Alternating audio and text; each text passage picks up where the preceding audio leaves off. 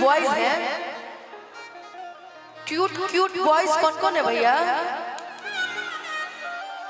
हैं?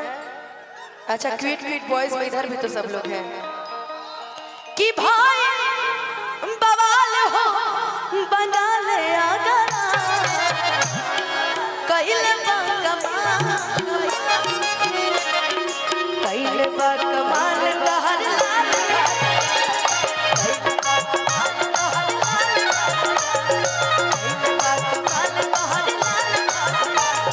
गाँव टोला कस्बा हिलैलु गली गली देखत तोहके लोगवन में मौज कलमाली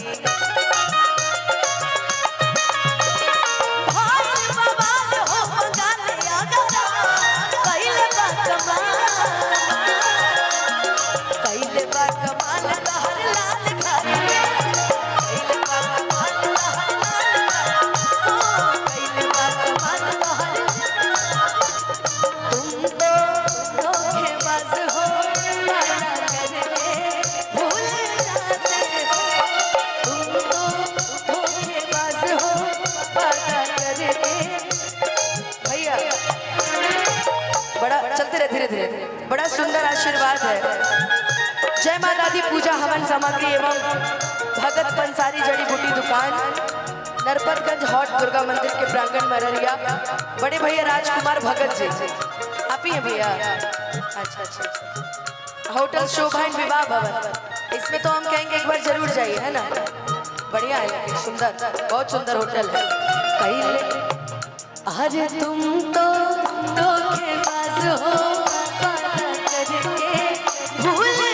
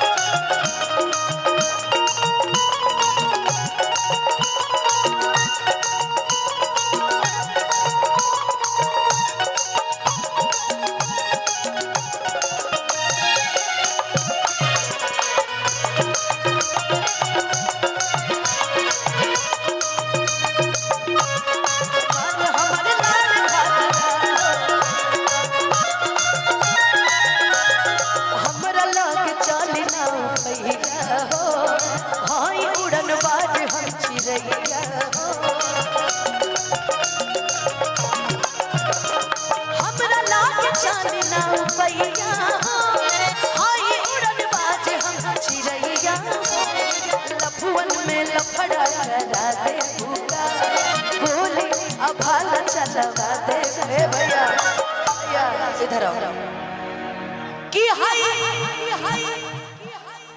मुकेश डॉक्टर जी कहाँ बनी जी?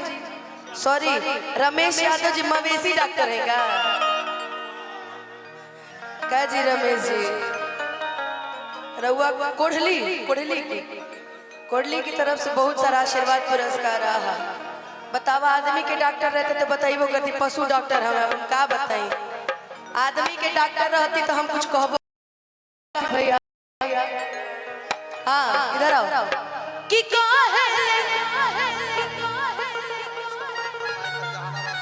अच्छा रुपेश सिंह जी की फरमाइश है, बड़ी सुंदर सी, मैं भी सुना देती हूँ कि दोस्त हमारे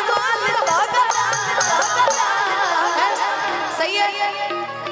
देखो गाने की लाइन है,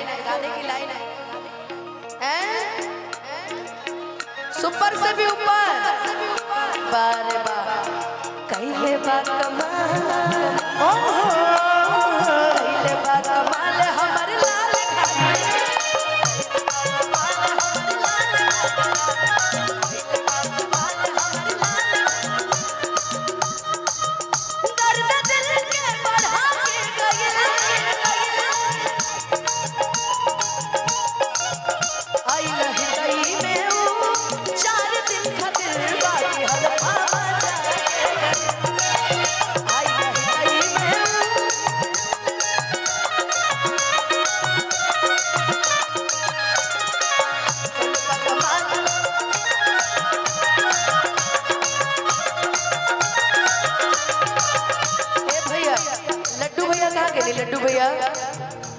लड्डू भैया कहाँ गए ने? अच्छा ठीक भाई ना अभी जाए के नहीं क्यों करा मूड़ी पा जवानी के बोझ लगले रोज रोज बाबू हमर बोझ बदले मूड़ी पा जवानी के बोझ लगले रोज रोज बाबू हमर बोझ बदले हमरो के बता तनी राजी रानी तोहर दुल्हा बनी कवन रंग बाजी रानी बताओ बताओ किसी से शादी करने का सपना है कि नहीं है? किससे है? तब जाते रिजेक्टेड हवे जो इधर आ बाबू तुमको किसी से सपना है कि नहीं शादी करने का? किससे? तुम्हारा भी है? चल जो है आओ आओ पूजा तू आओ कोई है कि नहीं मन में किसी शादी करने का सपना है? किससे? भोजपुरी के एक्टर से ये नहीं पसंद है क्या?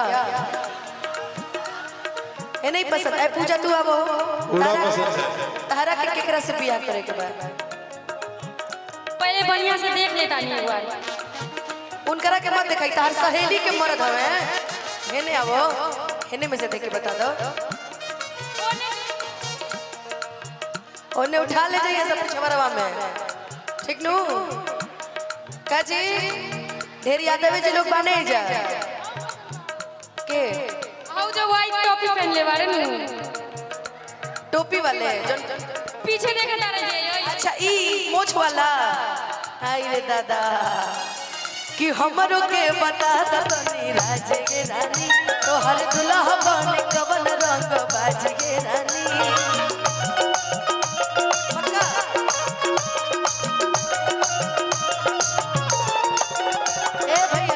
विजय भैया भी चाहिए कि भाई कोनो कलाकार के घर बसो। क्या नाम है आपका भैया? आपका नाम राहुल? आपका नाम राहुल है? नहीं आपको नहीं बोल रहे आपके आगे वाले को बोल रहे हैं। हाँ ये जो बच्चा लेके बैठे हैं आपका नाम? गुड्डू। अरे गुड्डू गुड्डू संग पूजा वाह क्या नाम है वाह गुड्डू। विजय भैया आपके मंच में एक बियाह हो ही जाए आपकी ठीक है लगन भी चलिए रहा तगड़ा लगन चला ही है ना कि भाई बवाल लाखना हुआ गरा पहले बा कमाल अब पूरे कार्यक्रम भर में गुड्डू को देख के डांस करना इधर उधर अगर गई तो ढकेल देंगे इसी पर से अब वो ध्यान नहीं देगा मेरा तरफ तो हमको देना पड़ेगा ना दूसरी तरफ पागल जब तुम लड़के को बता दोगी कि I can't live without you मैं आपके बिना जी नहीं सकती तो लड़का घंटा भाव देगा तुमको है बोलो कि मैं ठीक है तुम अपने रास्ते में अपने रास्ते ज्यादा किसी को भाव दोगी ना तो सर पे चढ़ के डोलेगा याद रखना ज्यादा भाव नहीं देने का। हाँ प्यार है तू प्यार है किसी और का तुझे चाहता कोई और है बात खत्म सिंपल सी बात आप प्यार करिए तो ठीक नहीं करिए तो ठीक नहीं तो प्रणाम कोई दिक्कत नहीं हम अपनी जिंदगी में खुश है ना कि कैले बा कमाल हमारे लाल का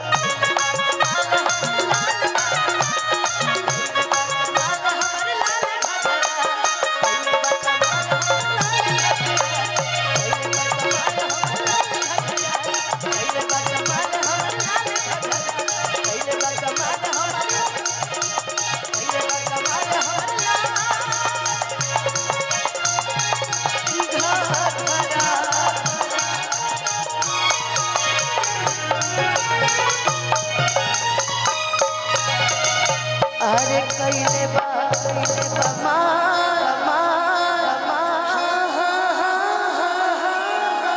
तुम्हारा घर कहाँ है? सुपौल जिला में। चलो पटना जिला आना कभी हमसे और आप है